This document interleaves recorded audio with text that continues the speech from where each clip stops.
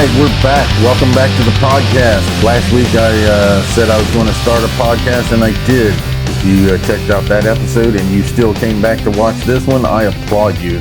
You sat through 19 minutes of rambling and lost babbling by me, your faithful show host.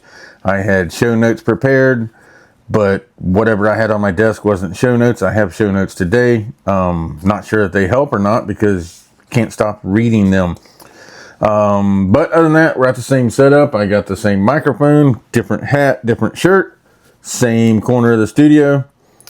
Moved the cameras around a little bit to get a little bit of a different view. Not sure how that's going to work, but we're going to give it a try. I know whenever I look this way, the sound goes out on the podcast microphone. We call this the podcast microphone because this one picks up the audio only, and the lav mic picks up for the YouTube show. But anyway, we've got momentum and we've got movement, measured motion.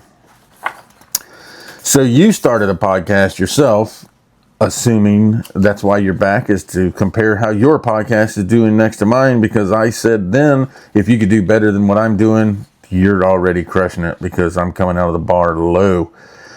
And now here you are. You've done your first episode like me, and you wonder what happens next.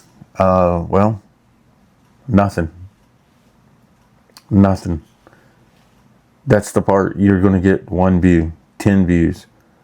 The number of views is directly proportionate to the number of family members you tell that you're doing your podcast. I told nobody I was doing mine, and that put my views at an all-time low. But I'm not here for the views. I'm here to make a podcast. It's going to happen with or without you people. If a tree falls in the forest, I'm podcasting about it.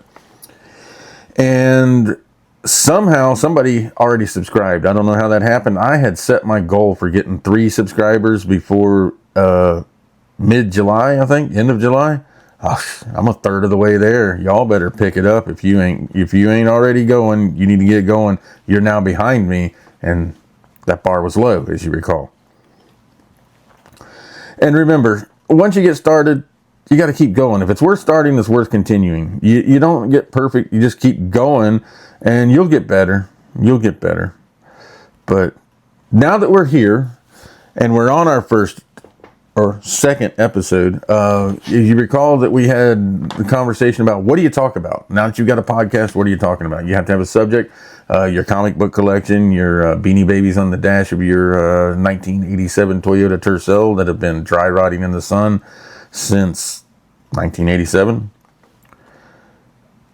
Don't know. I mean, it's your thing. It's not my thing. But I can't tell you how to make content. But I do want to give you a quick pointer.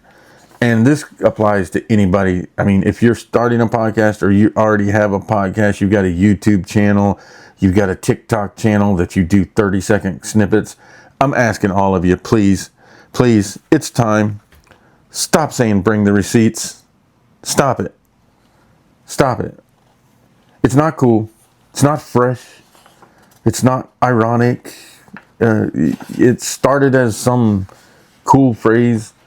I'm going to lay the smack down, and this time I'm going to bring the receipts. I don't know how it started. It started back in the 2000s. It made its way through the evolution of pop culture, 2015, 2020. And now, I think once your aunt used it on Facebook once or twice, it's not cool anymore. You should set it to the side. And if you need more proof, look at any YouTube channel right now that's talking about any current world affair. President Trump addresses the nation, and this time he brings the receipts. It's overused. Let's move on. I mean, it's not the first time. There's been other things that sounded good at the time. Bye, Felicia. We're on fleek. Time to spill the tea. You understood the assignment. I think this one's a backward jab that possibly people that I don't know use. Oh, good. You understood the assignment. It's not positive. Bringing the receipts isn't positive either. There's no receipts. You didn't pay for anything. It's not like you walked out of Target and someone said, "Where'd you get that stereo?" "Oh, I got my receipt." Let's move on. Not sure what that's all about. Just my take on things. Remember, if it makes its way to pop culture, and by pop culture we mean like me talking about it right now, it's not cool anymore. It's suspect if it was ever cool in the first place. Speaking of not cool in the first place, I'm sure everybody's heard about the Liver King. And I'm not talking about the Liver King. I'm talking about the Liver King today. The one that's threatening Joe Rogan for whatever reason. There's this video, you can't hardly find it anymore on the YouTubes, on the interwebs. It's been scrubbed. It's been buried into the Google algorithms of whenever you search for a video, you get all the people talking about the video, but you no longer get the actual video. But in a nutshell, Liver King. There's the original video, Liver King's calling out Joe Rogan. Why? I don't know. I don't follow that kind of stuff. Apparently Joe Rogan called him out of obviously being on steroids. You can't just eat giant beef liver and get that physique. It doesn't happen. But he started out this video that I'm coming for you, Joe Rogan. We're going to settle this like men, whatever that means.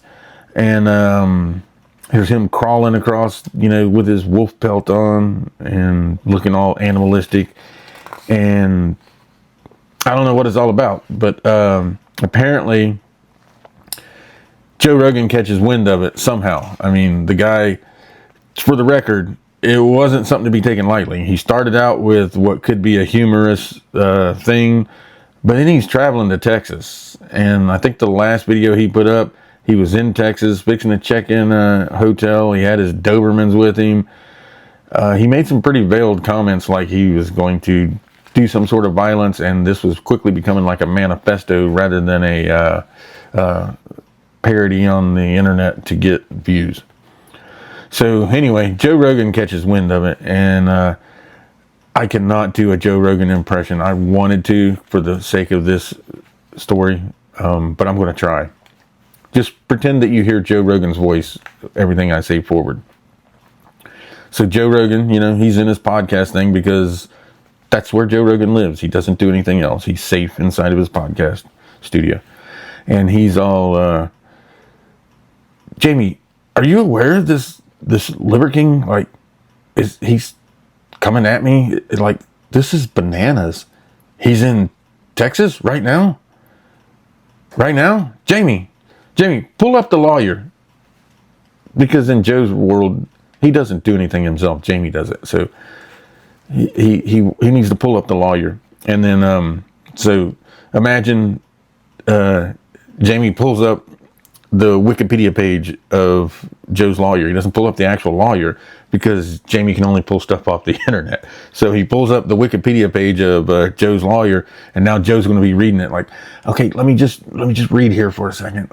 It says, this is bananas. It says, don't interact with internet personalities, and if they're calling you out specifically, you don't need to be reading Wikipedia pages about fake lawyers. You need to be calling 911. Oh, snap. I didn't even think of that. Jamie, pull up 911. And then, it goes on from there. I mean, I lost a bit. I didn't have anything else that I could think of for that. But the whole thing was, so now the Liver King, he's in jail. He's got a cool mugshot. And all the media websites, TMZ, E, Hollywood, whatever they are, I don't watch that stuff. They're doing a split screen of the Liver King's mugshot next to Joe Rogan in whatever pose that they can get him in.